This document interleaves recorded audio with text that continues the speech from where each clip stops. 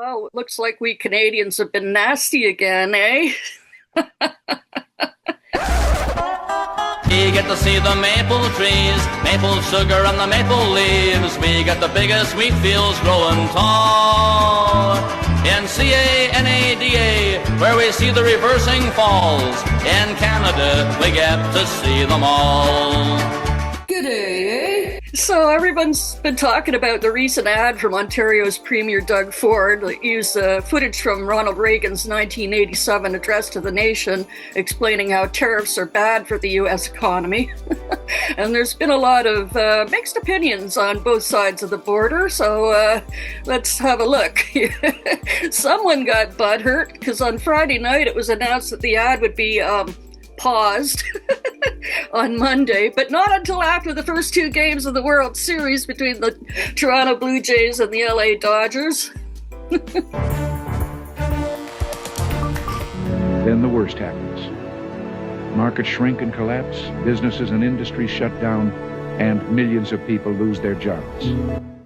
President Trump is blaming this ad for ending trade negotiations with Canada. The ad uses a speech from President Ronald Reagan where he detailed the damage that tariffs do to American workers. The Canadian government, which paid for the ad campaign, now says they will pause it so trade talks can resume, but not before the ad airs during the World Series. The Reagan Foundation put out a statement saying it believes the ad was, quote, misrepresents the late president's comments. While the clip did lack context, the theme of Reagan's address was support for free and fair trade, so it's not immediately clear which specifics the foundation took issue with. My own reaction was, oh, great, swift move, buddy. It's just what we need with our prime minister on his way overseas and with the World Series on the weekend, too. But I started noticing a lot of the American channels I follow had the opposite reaction and seemed to really love the ad and Ford for hitting back.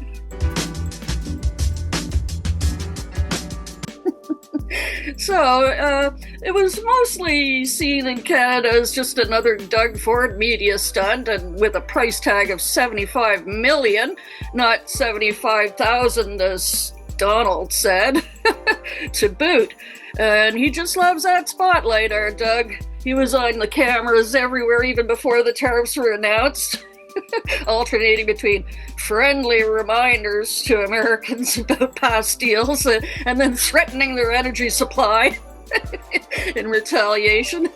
If they want to try to annihilate Ontario, I will do everything, including cut off their energy, with a smile on my face. And I'm encouraging every other province to do the same. Quebec, Manitoba, BC, we all have to act in unison. Out east, they rely on our energy. They need to feel the pain. They want to come at us hard, we're going to come back twice as hard. The National Post says about Ford, he's the guy who promised spending restraint and delivered little to none. Ford is known for his bluster, bombast, and braggadocio. At some point, Ontarians will weary of his shtick, the pouring of Canadian-made whiskey onto sidewalks, the micromanaging of the province's liquor supply according to his personal preferences, the crumbling healthcare and education systems, the push for more housing starts that leads only to fewer. In this case, ironically, it was an attempt at subtlety that bit him in the rear end. In theory, that Reagan ad should have reminded Republicans of their preference for free markets, but that theory is many years old. Ford might want to hang up his Captain Canada kit for a while. The ad started airing in U.S. and Canadian markets on October 20th, just days after the Canada-U.S. Trade Minister Dominique LeBlanc returned from high-level talks in D.C., which seemed to be progressing since Carney's visit last month, and the ad wasn't mentioned until it suddenly seemed to catch the eye of the sleepless toddler-in-chief early Thursday morning and caused him to proclaim on his social media that because of this insult, all trade negotiations between the U.S. and Canada would cease immediately. Well, it's hard to say if the ad was really what prompted his response. Who can tell? But sources say it genuinely did trigger him. But on the previous day, Mark Carney delivered his pre-budget speech in which he reaffirmed to Canadians that our old relationship with the U.S. was over and we're taking our trade to new markets. decades-long process of an ever closer economic relationship with the United States is now over. And as a consequence, many of our former strengths as a country, former strengths more particularly as our economy, strengths based on close ties to America, have become our vulnerabilities. And as a result of that, the jobs of workers in our industries most affected by the U.S. tariffs in autos and steel and lumber are under threat. And our businesses are holding back investments restrained by the pall of uncertainty that's hanging over all of us. Our relationship with the United States will never again be the same as it was, even though in this new world of protectionism, we have the best trade deal of any other country, and we're working to make it even better still. Our goal for Canada is to double our non-US exports over the course of the next decade, generating more than $300 billion more in trade, and that's new orders for Canadian resources, technologies, and expertise. So who broke up with who, Donny Boy? But did Doug Ford really expect warm fuzzies from our dear American friends? And do the words of Ronald Reagan have the same impact on today's Republicans? Who's he trying to convince, and who asked for this? It's the same message we've been repeating since April, and still 88% of MAGA Republicans approve of Trump's economy. According to the National Post, Reagan's economic philosophy, however, is moribund. A Quinnipiac University poll released Wednesday reports 88% of registered Republican voters approve of Trump's performance on the economy, while only 8% disapprove.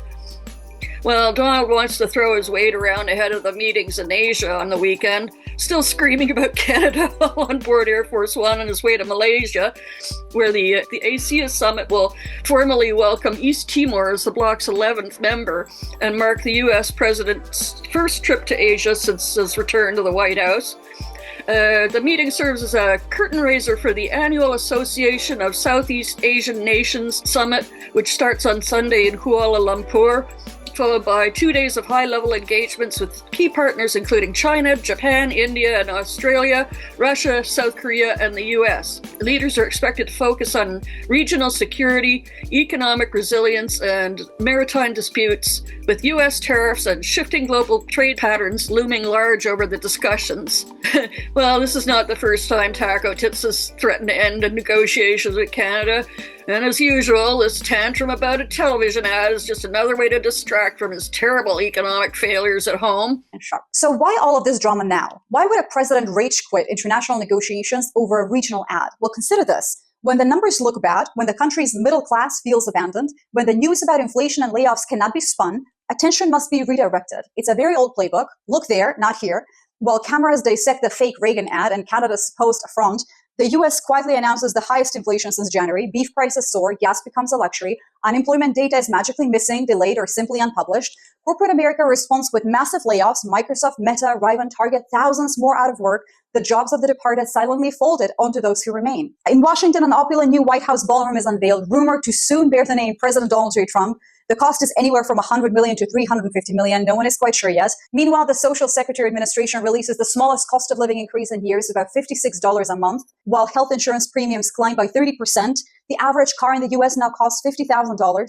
For many, the number is simply just don't add up. Yet to distract, to make drama is to survive politically. Better to start a diplomatic fire than answer for the actual problems at home, right? While overseas, the part of the deal president will try to ease trade tensions with China, but he's kind of Johnny-come-lately after she recently sent word to Carney about his willingness to remove tariffs on our canola oil and pork if we remove tariffs on EVs, electric vehicles, which were only imposed at the request of the U.S., And now that auto manufacturers like Stellantis and GM have moved their production back to the U.S., many provinces are ready to accept the so-called golden deal that's been proposed. So China's ambassador to Canada says China will drop its tariffs on agriculture if Canada drops its EV tariffs on China. How should Canada respond? According to internal sources, China has just sent a rather clear signal. It is ready to lift all tariffs on Canadian agricultural products, from canola oil and pork to seafood, under one single condition. Ottawa must agree to completely remove its import ban on electric vehicles made in China. No multi-round negotiations, no phase testing. Just one decisive move, and nearly $5 billion worth of frozen exports could immediately return to the market within weeks. Officials in Ottawa are calling it the golden deal. But they also understand that behind this enticing offer lies more than just an economic opportunity. It is a subtle test of Canada's standing and loyalty within the North American economic bloc. The premiers of Manitoba and Saskatchewan want Ottawa to scrap its 100% tariff on Chinese electric vehicles, now that China is pledging to lift its punishing tariffs on Canadian pork and canola in exchange. If the EV tariffs are removed, then China will also remove the tariffs on the relevant products of Canada. If Canada agrees to the proposal, the nation's agricultural sector could be revived overnight. But if it refuses, the door to the world's second largest economy could slam shut, perhaps for good. Ford may be the proverbial bull in the china shop, barging around and causing havoc while fragile talks are on the line. But if he wants to play bad cop to Carney's charm, fine, let him take the thumps to his own admittedly thick head. Other provincial MPs had mixed reactions, as backers in the steel and auto industries may love it, but others thought the timing wasn't the best. Good, so we're asking everybody about Mr. Trump's actions. Go Doug Ford! Go Doug Ford! Sorry.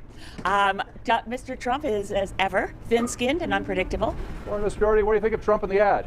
How's Carney's plan working out for us? So, what do you think of Trump and the ad, Mr. Calkins? Yeah, it's a mess. Yeah, it was a bit jarring, but I understand that this is a complex situation, and we've got to do the best we can to stabilize the economy and stabilize that relationship, and do what we can to get the best deal for Canadians. I think that's what Canadians deserve and want from us, and so we've got to keep a level head, and I think our Prime Minister is doing that. Well, it's terrible. I mean, what he's doing is causing harm to Canadians, and again, he's an economic arsonist, and we need to push back, and. We don't know what tomorrow brings or the next hour for Donald Trump, so I guess we'll just wait and see. Thanks so much. Ontario's not alone in buying ads to raise awareness either. BC has fought for the forestry industry for 9 months, and it was never seen as a problem until now, says BC Minister of Jobs and Economic Growth Ravi Kahlon. About this tactic. There are real impacts, as you said, on Americans. There are real impacts on British Columbians. We just heard from Sinclair Group Forest Products yesterday saying it is scaling back production 40%. That means that 350 sawmill workers will have their hours reduced 40%. So as you push for these ads, as there's the tough talk coming from premiers, I wonder how those affected workers, how amused they would be by hearing and seeing missives on X. Well, I'll tell you that I had the difficult situation as a child of my dad losing a job at the mill, and I know the impacts on those families. And I can tell you that talking to forest workers, they want us to fight to make sure that the Americans understand, that Ottawa understands that our industry is important. Yes, the transition supports are great. We want to support people if they lose their jobs, but what we want more than that is those jobs to remain. And but that has put at risk negotiations. There is no negotiations happening around forestry. The discussion on forestry is not even moving forward. Right, and now you can't add them because they're off. Michelle, we've been having this discussion with the U.S. government for 9 months, and it's been very difficult to get on the radar forestry conversation at all. And to suggest that an ad, which by the way is factually correct, from Ontario, is the reason why the U.S. doesn't want to talk about removing tariffs and duties on forestry is false. Well, this ad may be paused, but in another epic troll movement, Ford and Gavin Newsom teamed up to take swings at the tangerine toddler with this doubleheader epic alternative ad. Hi, Governor Newsom. It's official. The Blue Jays are heading to the World Series to take on your Los Angeles Dodgers. That's right, Premier. 2 great teams, 2 proud places. Sounds like a perfect time for a friendly wager. Okay, Governor, you're on. If the Blue Jays win, I'll send you some of Ontario's finest maple syrup in a proper tin can, the way it's meant to be enjoyed. The tariff might cost me a few extra bucks at the border these days, but it'll be worth it for a Jays win. That's a sweet offer, Premier, but something tells me that syrup is staying north of the border when the Dodgers win. And when they do, I'll send you a bottle of California's championship-worthy wine. And hey, can you do me a favor? Think you can put it on the liquor store shelves? I don't think so, buddy. Talk to your friend in the Oval Office. I can't wait for the Jays to bring it home. Either way, it's a win-win. Great neighbors, great friends, and a little cross-border competition. Well, couldn't agree more. Here's to great baseball and some friendly bragging rights. Go Jays. As a lifelong San Francisco Giants fan, go Dodgers. Here's to a great World Series and a tariff-free friendship between Ontario and California. We'll talk after you've had a nap and a diaper change, okay, Donnie? Hey, yeah, you. Before you click away to watch someone unbox a tactical toothbrush, let's talk about something real. Political Drain isn't just another content mill. We're a digital front in a very real war. Not with bullets, but with ideas, with action, and with solidarity. We pair urgent news with critical education. And we build community around actual resistance, not the hashtag kind. The kind that moves. But here's the thing. None of this is free.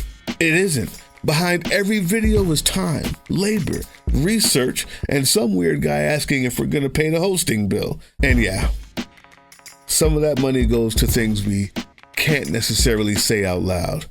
If you know, you know. Let's just say our special ops aren't Call of Duty LARPers. They're people making real moves to protect, uplift, and organize. You're not just funding a channel. You're funding a resistance network in a world where capital still calls the shots. Unfortunately, in a system built on artificial scarcity, even mutual aid has a price tag. And if we want to grow, if we want to win, we need your help. We need your help. So if you've got even a few bucks to spare, toss it our way. It's not for ads, it's not for merch drops, but for people making moves in the shadows so others can do it in the light. It's just us and you. So fund the mission, fund the fight, fund the future, because nobody's coming to save us. We save each other. That's how this works. Follow us on all these things you see here, and our link tree is in the description. Maybe even get some merch.